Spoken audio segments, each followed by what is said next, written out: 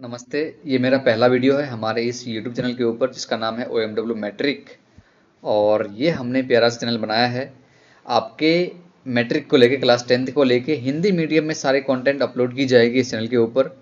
और आज की इस वीडियो में हम बात करेंगे रासायनिक अभिक्रिया और समीकरण।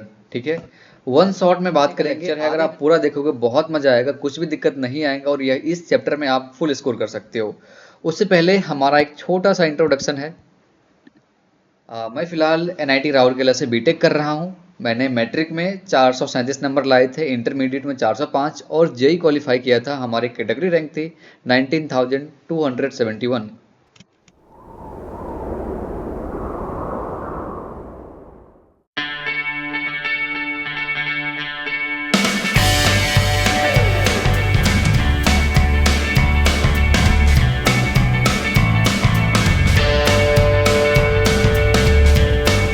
ये अपना अध्याय 1 है जिसका नाम है रासायनिक अभिक्रिया एवं समीकरण। देखो क्या होता है ना, गर्मी के टाइम में जब आप दूध को खुला छोड़ दोगे तो दूध खराब हो जाता है, गंदी स्मेल आने लगती है और लैक्टिक एसिड वगैरह आने लगता है, क्योंकि इसमें बैक्टीरिया और माइक्रो ऑर्गेनिज्म का ये पनपना शुरू हो जाता है। उसी तरह से लोहे या फिर तसला को जब आर्द्र वायुमंडल में छोड़ दोगे तो क्या होगा भाई, उसमें जंग लगना शुरू हो जाएगा, खराब होना शुरू हो जाएगा। अंगूर का जो किण्वन होता है उसका यूज होता है दारू बनाने के लिए। यहाँ पे देखो ये इसका रिएक्शन है, स्टार्च से अल्कोहल और कार्बन डाइऑक्साइड बनता है। अंगूर के अंदर स्टार्च होता है। भोजन को पकाया जाता है, मतलब हम खाने योग्य बनाते हैं ना, नहीं पकाएंगे खा पाएंगे क्या? आटा को खा पाओगे? नहीं। उसी प्रकार से आप कच्चे आलू को नहीं खा सकते, उसको पकाना पड़ेगा, भुजिया या फिर दम बनाना पड़ेगा। हमारा शरीर भोजन को कैसे पचाता है? हम खाते हैं, बॉडी के अंदर जाता है, मुंह के माध्यम से ओसोफेगस, पेट में छोटी आंत बड़ी आंत, फिर पचता है ना, हम सांस लेते हैं। भोजन को सही से पचा के हम ऊर्जा प्राप्त करने के लिए सांस लेते हैं, ऑक्सीजन अंदर डालते हैं। ठीक है, और ये सब चेंज को थोड़ा ऑब्जर्व करना। ठीक है, और अब इस एक्सपेरिमेंट को थोड़ा बात कर लेते हैं, कौन सा क्या कह रहा है ये एक्सपेरिमेंट। तो देखो एक हाथ है, दूसरा हाथ है, दो हाथ दो चीज़ को पकड़ा हुआ है और इस बीच में क्या है, आपका मैग्नीशियम का रिबन है, उसको रगड़ रगड़ के साफ कर करके इसमें पकड़ा है और उसको जला रहा है किस बर्नर से। ये बर्नर है आपका। उसके बाद ये कटोरी है, कटोरी के अंदर उसका जो राख है वो जमा हो रहा है। ठीक है, और यहाँ पे मैग्नीशियम ऑक्साइड बन रही है। ये एक रासायनिक अभिक्रिया है, क्योंकि आप इस राख से दोबारा मैग्नीशियम का रिबन नहीं बना सकते। ठीक है, आगे चलते हैं। ये उसका रिएक्शन है, मैग्नीशियम प्लस ऑक्सीजन से MgO बन रहा है। ठीक है, तो आगे चलते हैं अपन। यहाँ पे देखो लेड नाइट्रेट को लेना है, एक्सपेरिमेंट है, उसको पोटेशियम आयोडाइड में डाल देना है। ठीक है, तो यहाँ से लेड का आयोडाइड बनेगा, पोटेशियम नाइट्रेट बनेगा। बहुत आसान है। ये देखो लेड नाइट्रेट, पोटेशियम आयोडाइड। यहाँ पे लेड ने आयोडीन को चुराया, पोटेशियम ने नाइट्रेट को चुराया, PbI2 KNO3। ठीक है, अगला एक्सपेरिमेंट क्या कहता है, यहाँ पे देखना, फिगर के माध्यम से आप पढ़ लेना एक बार, मैं एकदम रफ्तार में वन शॉट बता रहा हूँ। ये देखो एक बीकर है, कोनिकल फ्लास्क है, इसके अंदर उसने क्या लिया, सबसे पहले तनु सल्फ्यूरिक अम्ल लिया, ये पानी वाला तनु, मतलब क्या, उसका दम था थोड़ा कम था। ठीक है, उसके अंदर दानेदार जस्ता डाल दिया, जिंक डाल दिया, जिंक का देखो टुकड़ा दिख रहा है ना, वो है। और उसके बाद ये कांच का नली है, ये कॉर्क है, उसको बंद किया हुआ है अंदर। उसके बाद ऑब्जर्व किया कि भाई साहब इसका बुलबुला दिख रहा है, यहाँ पे वो बुलबुला किसका, हाइड्रोजन है, और उसको छू के देखा तो गर्म लग रहा था। ठीक है, तो उसने कहा भाई रासायनिक अभिक्रिया हो रही है। क्या हो रहा है भाई, हम कैसे समझेंगे कि रासायनिक अभिक्रिया हुई या नहीं हुई? तो देखो 4 बात के ऊपर आप ध्यान रखना। पहला बात आपका ये है, अवस्था में परिवर्तन हो रहा होगा तो कहना कि हाँ रासायनिक अभिक्रिया हो रही है। रंग में परिवर्तन हो रहा है तो कहेंगे कि आप रासायनिक अभिक्रिया हुई। तीसरा, गैस वगैरह बने, गैस बन के उड़ जाता है ना, तो रासायनिक अभिक्रिया हुई। तापमान में परिवर्तन, 4 बात, अवस्था, रंग, गैस और तापमान, 4 बात ध्यान रखोगे तो रासायनिक अभिक्रिया हुई है। ठीक है, और उसके बाद बात आती है रासायनिक समीकरण का। यहाँ पे आप देख सकते हो रासायनिक समीकरण लिखा हुआ है। ये कुछ नहीं है, जो हमने बीकर में किया, जो हमने मैग्नीशियम रिबन को जलाया ना, उसको शब्द के माध्यम से लिख दिया, उसको शब्द समीकरण बोल दिए। यहाँ पे देखो लिखा हुआ है ना शब्द समीकरण। जैसे मैग्नीशियम प्लस ऑक्सीजन से मैग्नीशियम ऑक्साइड बन गया। ठीक है, तो रासायनिक समीकरण, जैसे मैग्नीशियम को हम मैग्नीशियम नहीं लिख के Mg लिख दिया भाई, तो ये रासायनिक समीकरण हो गया। ऑक्सीजन को आकाशीजन ऐसे नहीं लिख के O2 लिख दिया, सिमिलरली MgO को। ठीक है, और हाँ ये देखो ये तीर का निशान है, तीर के निशान के बाईं तरफ, ठीक है, जो है उसको बोलते हैं क्या, रिएक्टेंट, जो अभिक्रिया करने वाला है। और जो दाईं तरफ है उसको बोलते हैं प्रोडक्ट, यानी उत्पाद, है ना, अभिकारक और उत्पाद। ओके। अब देखो संतुलित रासायनिक समीकरण, ये जो हमारा रासायनिक समीकरण है उसको संतुलित करना भी जरूरी होता है। क्यों? क्योंकि द्रव्यमान संरक्षण का सिद्धांत आपने पढ़ा होगा कि भाई द्रव्यमान ना तो क्रिएट होता है ना ही खत्म होता है, जितना है पहले उतना ही रहता है। ठीक है, इसी प्रिंसिपल को फॉलो करता है आपका ये रासायनिक समीकरण। अगर आप उसको बैलेंस कर दोगे तो लैब में जाके अगर आप एक्सपेरिमेंट को परफॉर्म करोगे ना तो आसानी से आप कर सकते हो। अगर आप उसको बैलेंस नहीं करोगे तो लैब में जाओगे करने कुछ, हो जाएगा कुछ। ये जिंक और H2SO4 ZnSO4 प्लस H2, वो जो पिछला वाला वो जो कोनिकल फ्लास्क में लिए थे वही वाला है ये। तो आगे आपको सिखाया जाएगा कैसे हम रासायनिक समीकरण को संतुलित करते हैं। तो हम संक्षेप में आपको बता रहे हैं, जब क्वेश्चन कराएंगे तो आपको डिटेल में समझ में आ जाएगा। जैसे यहाँ पे देखो एक इक्वेशन है ना, Fe+H2O से Fe3O4+H2, आयरन का रॉड लिया, पानी में डाल दिया तो आयरन का ऑक्साइड बना, यानी जंग बना, हाइड्रोजन गैस भाग गया। ठीक है, सबसे पहला जो स्टेप है इसको संतुलित करने का, बैलेंस करने का, इसको बॉक्स में बांध दो। जितने भी तत्व या ये यौगिक है उसको बॉक्स में बांध दो। Fe2H2O Fe3O4 सबको बॉक्स में डाल दिया। अब जितने भी तत्व है उसकी संख्या को लिखो कि लेफ्ट में कितना है, राइट में कितना है। ठीक है, लेफ्ट में कितना है, राइट में कितना है।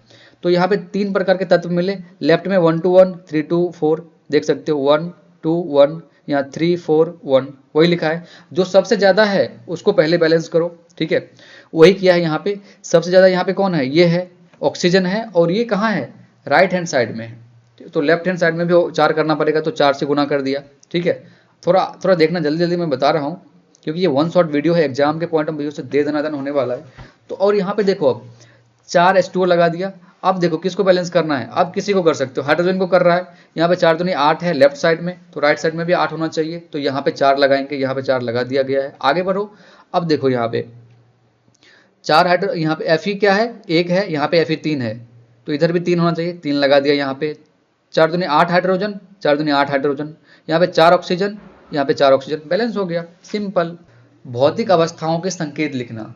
अभी जो हमने बैलेंस किया था, कुछ भी किया था, मुझे पता नहीं था कौन सॉलिड है, कौन गैस है, कौन एक्वस है, कौन क्या है। ठीक है, तो जब आप रिएक्शन को लिखोगे ना तो वहाँ पे आपको ये सब भी मैनेज करना पड़ेगा। जैसे आयरन को पानी में दिया था, आयरन ऑक्साइड और हाइड्रोजन बना था, तो आयरन क्या था, रॉड था ना, तो रॉड क्या होता है, सॉलिड होता है। ठीक है, उसको तोड़ोगे अगर पंच मार के टूटेगा नहीं ना, तो सॉलिड होता है। पानी, हमने आयरन के रॉड को भाप दिया था तो यहाँ पे पानी गैस फॉर्म में है, और सब बहुत सारे जगह पे ये लिक्विड फॉर्म में रहता है। अब देखो जो जंग बना है वो क्या था, सॉलिड था, लिक्विड गैस था, क्या था, सॉलिड था ना, तो एस लिख दिया। और जो गैस बना हाइड्रोजन भाग गया, उड़ गया, गैस उड़ जाता है। ठीक है, उसी प्रकार से यहाँ पे देख सकते हो, यहाँ पे सॉलिड लिक्विड गैस के बारे में आपने देखा। यहाँ पे देखो तीर के ऊपर 340 ATM लिखा है, ATM मतलब प्रेशर हुआ, कि प्रेशर भी हमने दिया है इस इक्वेशन में, इस रिएक्शन के लिए, तब हमारा रिएक्शन हुआ, तो तीर के ऊपर लिख दिया। जैसे आप देखते होंगे कि जब पौधा अपना भोजन बनाता है तो वहाँ पे उसको सनलाइट और क्लोरोफिल चाहिए होता है, तो सनलाइट और क्लोरोफिल को कहाँ लिखेंगे, तीर के ऊपर लिख देंगे। बाकी हमको पता है कि भाई कौन एक्वस है, कौन लिक्विड है, कौन सॉलिड है। ठीक है, आगे बढ़ते हैं। ये क्वेश्चन हम आपको कराएंगे इसी वीडियो के सेकंड पार्ट में, मतलब पेंटिंग करने के लिए, और 2-3 दिन के बाद उसमें चमक आती है, क्योंकि ये जो दीवार है ना, इसमें कैल्शियम हाइड्रोक्साइड जो हमने दिया, वो कार्बन डाइऑक्साइड जो हम छोड़ते हैं सांस के रूप में, उससे अभिक्रिया करके कैल्शियम कार्बोनेट बनाता है, जो कि सॉलिड होता है, और उससे चमक आती है। और भाई साहब, संगमरमर का सूत्र भी यही होता है, क्या, calcium chloride, calcium carbonate, sorry. ठीक है, और देखो यहाँ पे कार्बन को ऑक्सीजन से मिला दिया, कार्बन डाइऑक्साइड बन गया। 2 चीज को मिलाया, एक चीज बना, संयोजन अभिक्रिया। अभिक्रिया में H2 को O2 से मिलाया, पानी बन गया। पानी में क्या, हाइड्रोजन ऑक्सीजन होता है ना, मतलब हाइड्रोजन को लिया, ऑक्सीजन को लिया, मिला दिया, पानी बन गया। ये भी एक संयोजन अभिक्रिया है। उसके बाद होता है उष्मा क्षेपीय अभिक्रिया। ठीक है, मतलब जो हमारा उत्पाद है उसको बनने के साथ साथ उष्मा भी निकलती है। जैसे हमने बीकर को छुआ था, गर्म लगा था ना, उसको बोलते हैं उष्मा क्षेपीय अभिक्रिया। जैसे यहाँ पे आपको ध्यान देना है भाई, प्राकृतिक गैस का दहन एग्जाम में आ सकता है, तो मीथेन को प्राकृतिक गैस बोलते हैं। ऑक्सीजन की उपस्थिति में जलाएंगे ना तो कार्बन डाइऑक्साइड और पानी और ऊर्जा मिलेगी। ठीक है, ये ऊर्जा जो है ना, ये गर्म होता है। ठीक है, एंड दूसरा हम बात करेंगे श्वसन का। श्वसन भी एक उष्मा क्षेपीय अभिक्रिया है। जब हम सांस लेते हैं ना, तो जो हम भोजन खाया है उसका फॉर्मूला होता है ये C6H12O6, और हम सांस को अंदर डालें, ऑक्सीजन, वो दोनों मिल गया, बनाया है कार्बन डाइऑक्साइड और वाटर। साथ ही साथ वो ऊर्जा रिलीज करता है। यहाँ पे देखो सबका भौतिक अवस्था लिखा हुआ है। ये एक्वस था, हम जो खाना खाया अंदर गया बॉडी के अंदर, वो एक्वस बन गया। उसके बाद O2 ऑक्सीजन जो हमने लिया वो भी एक्वस बन गया पानी के साथ मिलके। फिर उसने कार्बन डाइऑक्साइड हमने निकाला एक्वस फॉर्म में, एंड देन लिक्विड बन गया, ऊर्जा बन गया। ये श्वसन होता है, ठीक है। उसके बाद बात करते हैं वियोजन अभिक्रिया का, ठीक है। यहाँ पे देखो फेरस सल्फेट को यहाँ पे लिया है नली में दीदी, ठीक है, और उसको गर्म कर रही है बर्नर की मदद से। यहाँ पे ये धुआं निकल रहा है, ठीक है, और धुआं के स्मेल को भी ये दीदी सोंग के आपको बताएंगे इस एक्सपेरिमेंट के माध्यम से। आप एनसीईआरटी को लाइन बाय लाइन पढ़ना, हम यहाँ पे दे देना स्पीड में बता रहे हैं आपको, क्योंकि आपके एग्जाम के दृष्टिकोण से ये चीज़ इंपॉर्टेंट है, ठीक है। अब चलो बात करते हैं वियोजन अभिक्रिया का। दीदी ने लिया था क्या, फेरस सल्फेट, और उसको जब हीट किया बर्नर से जब हीट किया उसने ना, तो क्या बन गया, तो वहाँ पे बना था फेरस ऑक्साइड, जो कि क्या जंग थी। उसके बाद sulphur dioxide and sulphur trioxide, ये दोनों गैस है और ये लिक्विड है और ये सॉलिड था, ठीक है। तो देखो क्या कर रहे हैं भाई, वियोजित कर रहे हैं, तोड़ रहे हैं ना। एक चीज था, इसको तोड़ के बहुत सारी चीज बना रहे हैं, तो क्या हो गया, वियोजन अभिक्रिया हो गया, ठीक है।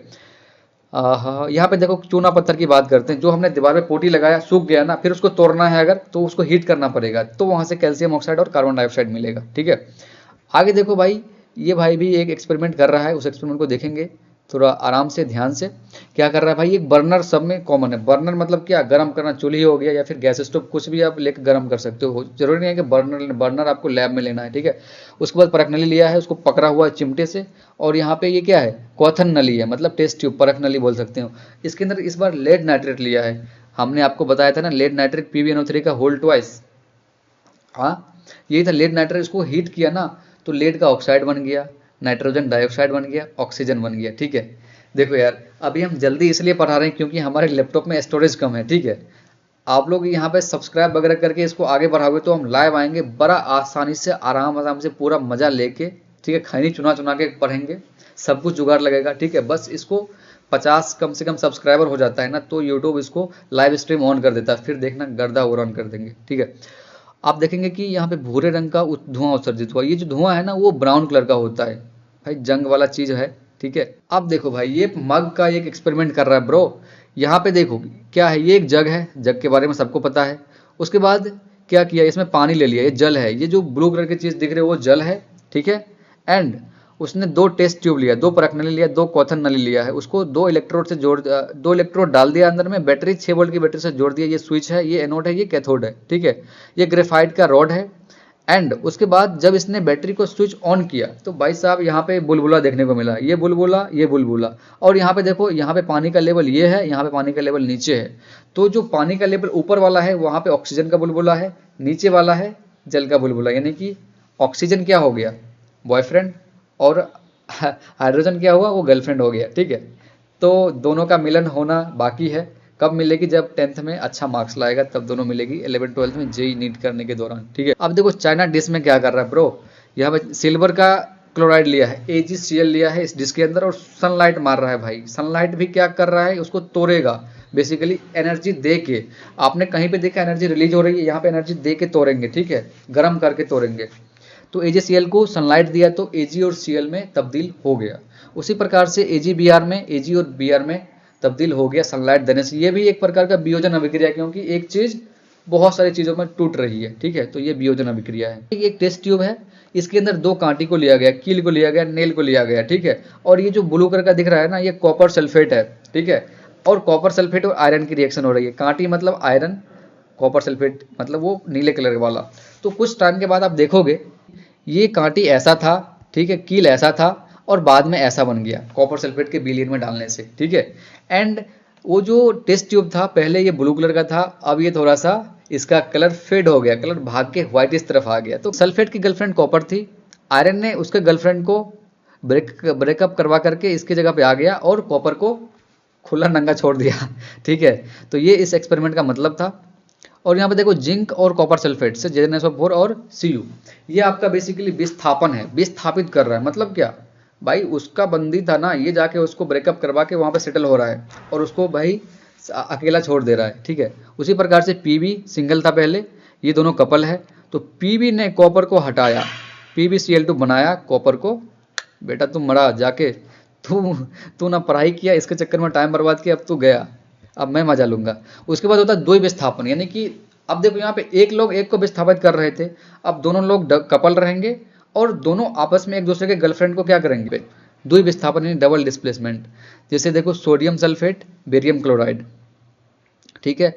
सोडियम कहेगा बेरियम का भाई बहुत तो मजा ले लिया, अब तो दोनों इंटरचेंज करते हैं, तो भाई क्लोरीन के साथ सोडियम आ गया। अब बेरियम कहेगा सोडियम भाई तूने भी सल्फेट से मजा लिया, अब मुझे थोड़ा मजा लेने दो, तो ये बेरियम सल्फेट के साथ आ जाएगा। तो भाई दोनों ने आपस में एक दूसरे को ये डिस्प्लेस किया, दिमाग में घुसा हुआ ये सब द्वि विस्थापन एग्जाम में आएगा, बनना चाहिए, तभी कुछ होगा, कुछ मामला चलेगा आगे 11th-12th में, ठीक है। उपचयन और अपचयन की बात करते हैं। रुको थोड़ा पानी मार लेते हैं भाई, दिमाग थोड़ा सा खोल के रखोगे ना चमका दूंगा अभी। उपचयन का सिंपल सा मतलब क्या होता है पता है, क्या होता है, जहां पे थोड़ा जूम कर लेता हूं, ठीक है। ये क्या आ गया भाई, जा, एनसीईआरटी वाला फ्री में कंटेंट दिया है ना इसलिए। देखो उपचयन का मतलब है कि एक तत्व है, अगर उसने ऑक्सीजन से प्यार कर लिया और ऑक्सीजन को अपने घर लेके आ गया, तो उस चीज का उपचयन हुआ, ठीक है। उस चीज का क्या हुआ, उस चीज का उपचयन हुआ। जैसे यहाँ पे देखना, कॉपर था, ऑक्सीजन से प्यार किया, अपने घर में लाया, तो कॉपर का क्या हुआ, उपचयन हुआ। अपचयन का मतलब है कि भाई साहब घर में ले आया, लेकिन कुछ दिनों के बाद तलाक हो गया, मतलब ब्रेकअप हो गया। अब वो बोल रही है हमको क्या चाहिए, छोना चाहिए, छांदे चाहिए, शॉपिंग चाहिए, अलना चाहिए, फलना चाहिए, लेकिन वो भाई कॉपर बोल रहा है हम कहाँ से थे, ये हमारे बाप का दलान थोड़े है। तो दोनों में क्या लड़ाई झगड़ा हो गया, ब्रेकअप हो गया, ठीक है। तो उसको अपचयन बोलते हैं। मतलब यहाँ पे देखो कॉपर के पास ऑक्सीजन था, यहाँ पे कॉपर ने ऑक्सीजन को छोड़ दिया और ऑक्सीजन ने हाइड्रोजन के साथ चला गया। याद रखना जिसको भी आप छोड़ोगे ना, ठीक है, तो उसके लिए टेंशन नहीं लेना। लाइफ में भाई मेहनत करके परिश्रम करके हल निकालो, पैसा कमाओ, ठीक है, ये सब चीज तो होता रहेगा। अब देखो एक होता है उपचयन अपचयन, मतलब दोनों चीज जहां पे हो, जहां पे ऑक्सीजन का योग भी हो, ऑक्सीजन का वियोग भी हो। जैसे यहाँ पे देखना, कॉपर ऑक्साइड के पास ऑक्सीजन था, चला गया, और H2 के पास ऑक्सीजन नहीं था, आ गया। मतलब क्या, इसका वाली छोड़ के इसके पास चला गया। मतलब देखो कॉपर का क्या हो रहा है, अपचयन हो रहा है, ऑक्सीजन जा रहा है। H2 का क्या हो रहा है, उपचयन हो रहा है, क्योंकि ऑक्सीजन आ रहा है। तो इसको बोलते हैं रेडॉक्स रिएक्शन। एग्जाम में क्वेश्चन आ सकता है कि रेडॉक्स रिएक्शन क्या होता है, उपचयन अपचयन क्या होता है, लिख के और यही सिस्टम लिख दे, उतार देना सीधे।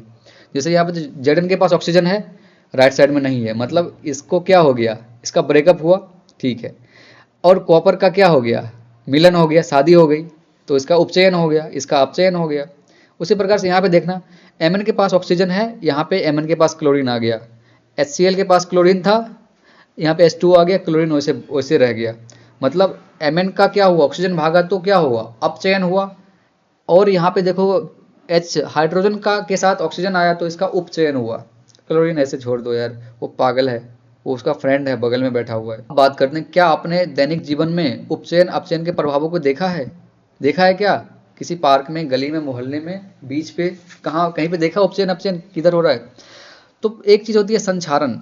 संक्षारण का मतलब होता है कोरोजन, कोरोजन का मतलब होता है जंग लगना। मतलब जहां पे नमी मिली लोहा को, वहां पे वो परत बना लेगा, वो ब्राउन कलर का परत होता है, ठीक है। या फिर अम्ल मिली या फिर कुछ भी मिली, तो वो बना लेता है, उससे वो चीज़ खराब हो जाता है, ठीक है। जैसे आपने लोहा को देखा होगा कहीं पे पड़ा हुआ, पड़ा पड़ा यार, अब ऐसे करोगे टूट जाएगा, लेकिन वही स्टील प्लांट में जाओ, स्टील की दुकान में जाओ, उसको मोड़ो भाई, मोड़ नहीं सकता। लेकिन आप अगर बॉडी वॉडी बना के गए हैं तो कंपटीशन होता है ये सब मोड़ने वाला, ठीक है, मोड़ दोगे तो जीत गए, है ना।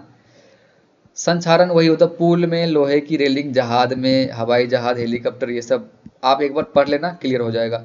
उसके बाद होता है विकृत गंधा। विकृत मतलब क्या, उल्टा, गंधा मतलब गंध। भाई जैसी गंध हम पसंद करते हैं वैसा गंध नहीं आना। ये तब होता है जब कोई बसायुक्त, जो आप, या फिर तेल युक्त, यहाँ पे देखो दिया हुआ है ना, बसायुक्त या फिर तेल युक्त सामग्री को जब आप लंबे टाइम तक कहीं पे छोड़ देते हो, तो ऑक्सीजन से अभिक्रिया करके ना वो अलग अलग प्रकार के प्रोडक्ट बनाते हैं, जिसका गंध अच्छा नहीं होता है, और वो आपके हेल्थ के लिए खराब होता है। उसमें बहुत सारे माइक्रो ऑर्गेनिज्म, जीवाणु, बैक्टीरिया सब फैल जाता है। जैसे चिप्स वगैरह को देखो क्या करते हैं वो लोग, पता है, चिप्स को पैकेट में भरने से पहले ना पैकेट में नाइट्रोजन का एक लेप चढ़ाया जाता है। वो नाइट्रोजन का लेप क्या करता है, चिप्स को ऑक्सीजन से संपर्क को तोड़ देता है, जिससे कि ज्यादा दिन तक चिप्स टिका रहता है। आज चिप्स बनाया, आप 5 महीने के बाद भी उसको दुकान से खरीद के खा सकते हो। तो ये बात है, ये क्वेश्चन है, करेंगे बहुत ही डिटेल में करेंगे, आपको टेंशन नहीं लेना उसके लिए। अब देखो आपने क्या सीखा, ठीक है, तो हमने जो सीखा उसको यहाँ पे कर लेते हैं। एक पूर्ण रासायनिक समीकरण अभिकारक उत्पाद और प्रतीकात्मक के रूप में उसके भौतिक अवस्था, क्या मैं यहाँ पे रट्टा मार रहा हूँ।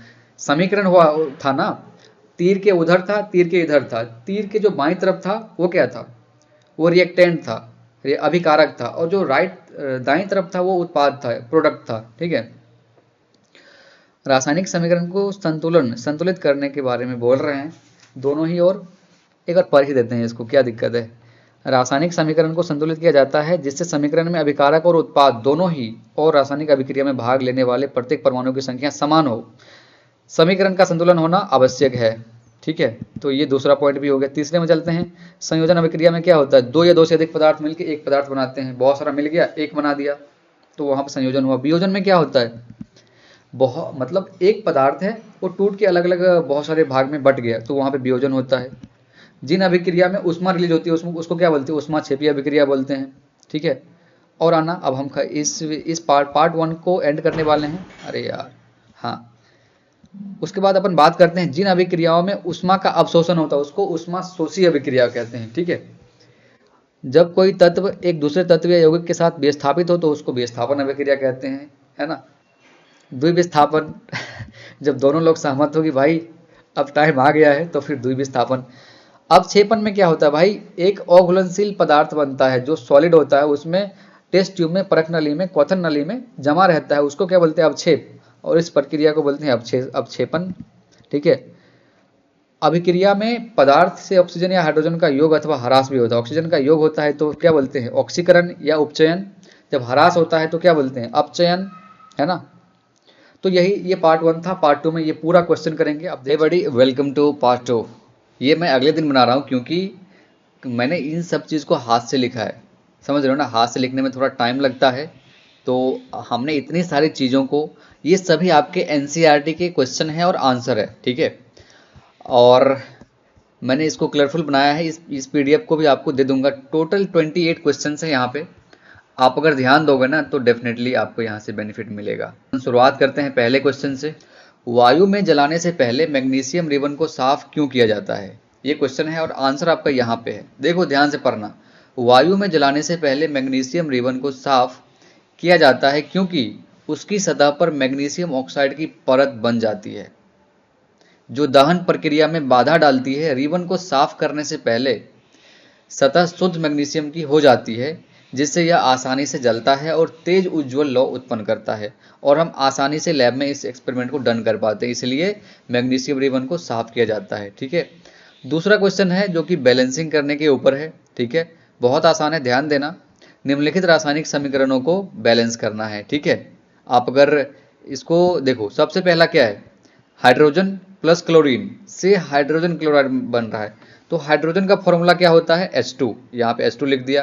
क्लोरीन का क्या होता है, Cl2, और हाइड्रोजन क्लोराइड का क्या होता है, HCl, तो HCl लिख दिया। देखो लेफ्ट साइड में 2 हाइड्रोजन है, राइट साइड में 1 हाइड्रोजन है ना।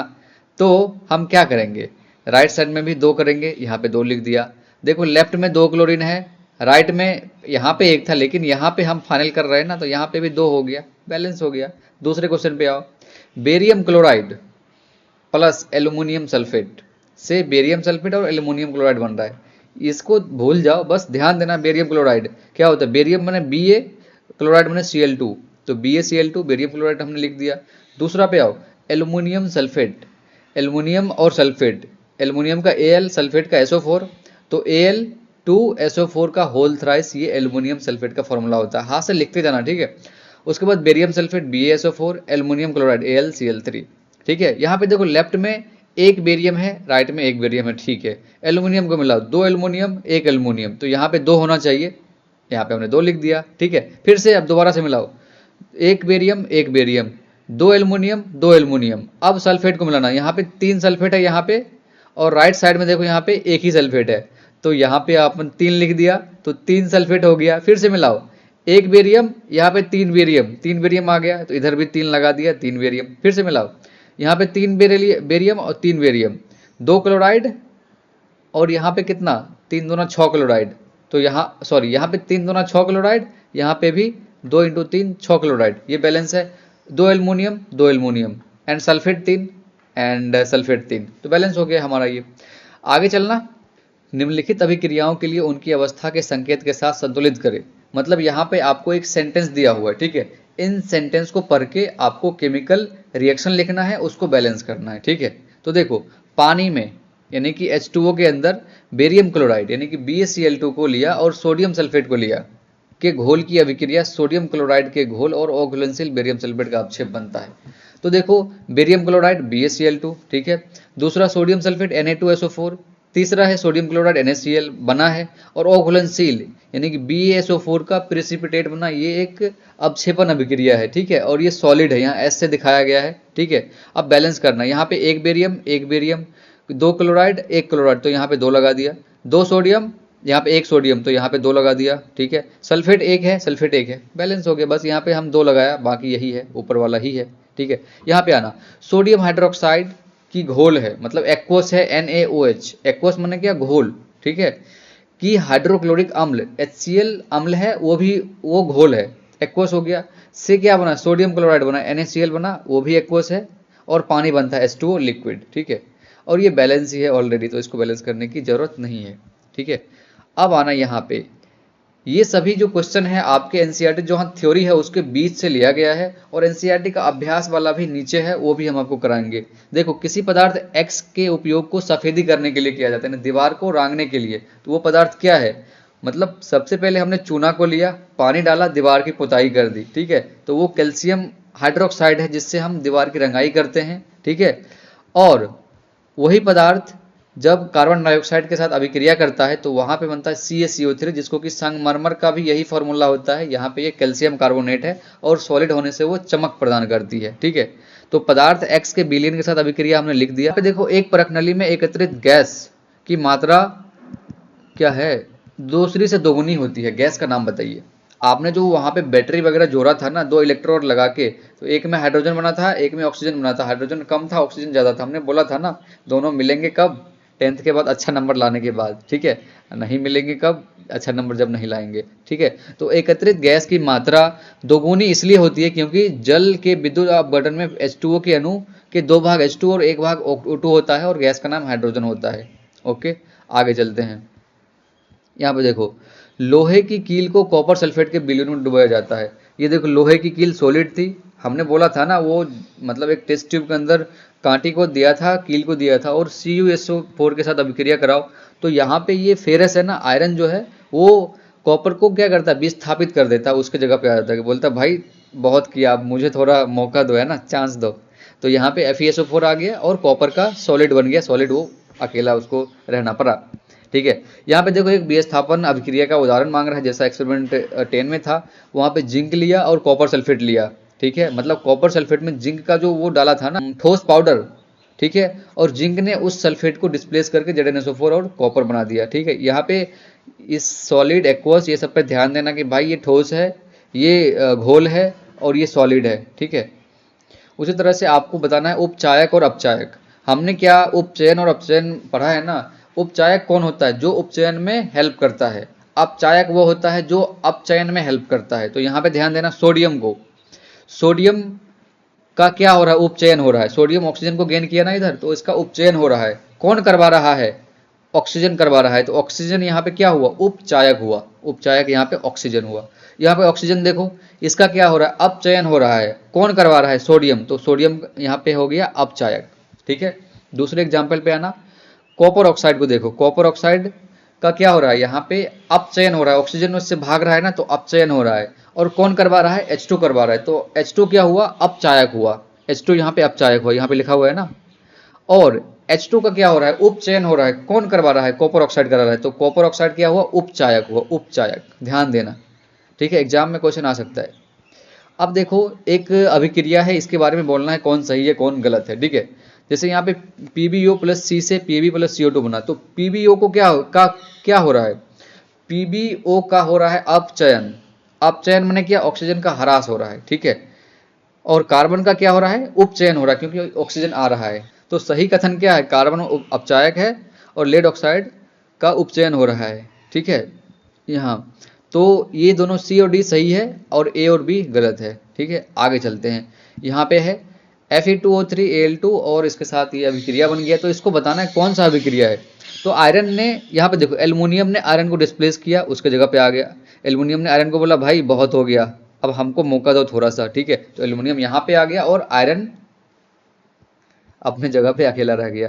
तो यहाँ पे क्या हो रहा है, विस्थापन हो रहा है, संयोजन नहीं हो रहा है ना। संयोजन मतलब क्या, दो चीज मिलके एक चीज बनाएगा, ऐसा यहाँ पे है नहीं। और द्वि विस्थापन में नहीं, एक ही चीज विस्थापित कर रही है, तो एक विस्थापन हो गया। योग है नहीं, योग का हमने कोई टाइप पढ़ा नहीं है, तो योग हम क्यों लिखेंगे, ठीक है।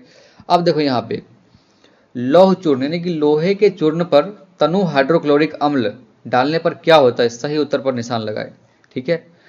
तो जब Fe होता है, लोह का चूर्ण मतलब क्या, ये देखो Fe है, सॉलिड वाला है, ठोस है, ठीक है। इसको HCl के विलयन में डुबो दिया, तो ये क्या हुआ, FeCl2 और H2 गैस बनाया, ठीक है।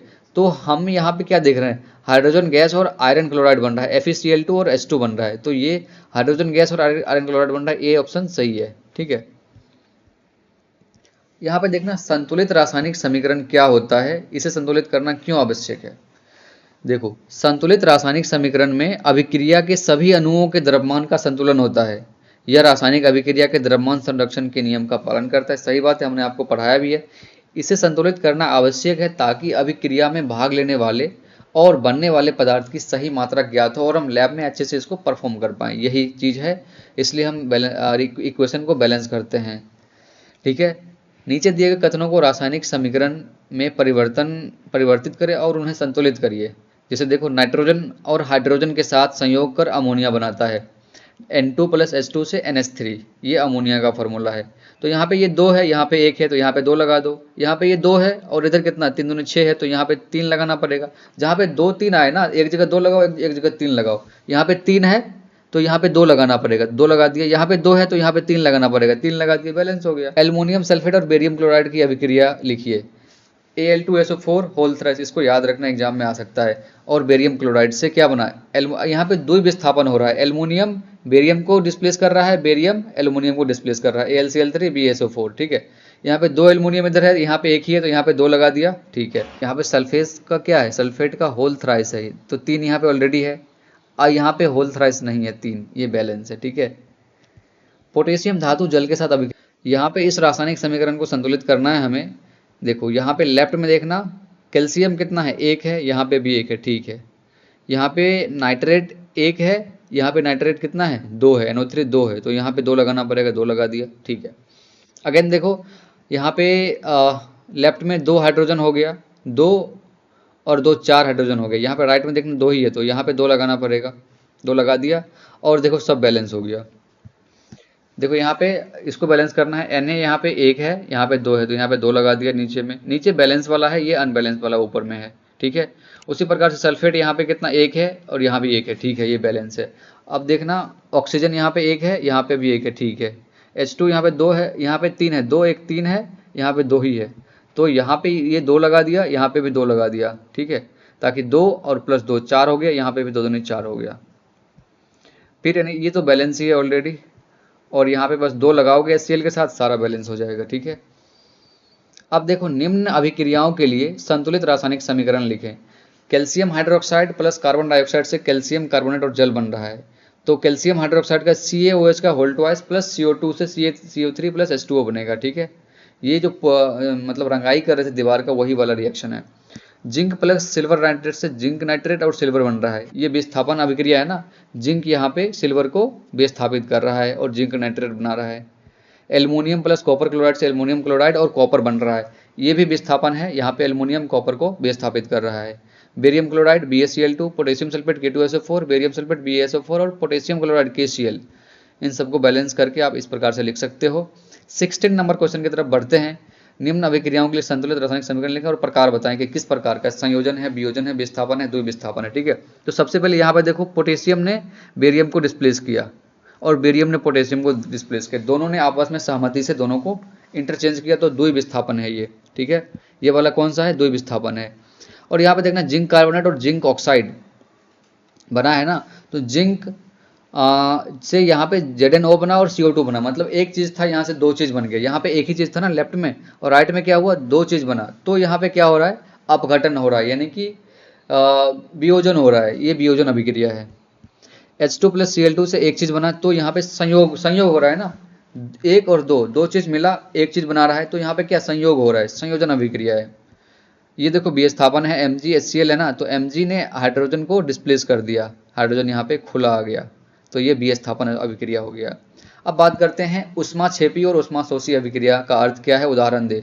जिसमें ऊष्मा बाहर आती है ना, वो होता है क्या, ऊष्माक्षेपी, ठीक है। जैसे कार्बन प्लस ऑक्सीजन से को मिला के कार्बन डाइऑक्साइड बनाते हैं और ऊष्मा रिलीज होती है, ये वाली रिलीज होती है, तो ये क्या हुआ, ऊष्माक्षेपी अभिक्रिया। ऊष्माशोषी है वो होता है जिसमें ऊष्मा का अवशोषण होता है, ठीक है। जैसे N2+O2 और साथ में हम ऊष्मा देंगे तभी यहाँ पे NO बनेगा, ठीक है। तो इस उदाहरण को याद रखना, ध्यान में रखना। श्वसन की बात करते हैं। श्वसन को ऊष्माक्षेपी अभिक्रिया क्यों कहते हैं, देखो श्वसन जो हम सांस लेते हैं ना, उसको ऊष्माक्षेपी अभिक्रिया क्यों कहते हैं, क्योंकि इस अभिक्रिया में जो ग्लूकोज होता है भोजन वाला, वो ऑक्सीजन के साथ मिल के ना वो ऊर्जा देता है, कार्बन डाइऑक्साइड देता है, वाटर देता है और साथ ही साथ ऊष्मा को भी रिलीज करता है, इसलिए इसको ऊष्माक्षेपी अभिक्रिया कहते हैं। यही चीज यहाँ पे लिखा हुआ आप देख सकते हो। वियोजन अभिक्रिया को संयोजन अभिक्रिया के विपरीत क्यों कहा जाता है, क्योंकि वियोजन में दो चीज मिलकर एक चीज बनता है, सॉरी संयोजन में ऐसा होता है दो चीज मिलकर एक चीज बना, अब वियोजन में क्या होता है, एक चीज दो या दो से ज्यादा चीज में वो विभाजित हो जाता है, ठीक है। और यहाँ पे ये दो एग्जाम्पल है उसका।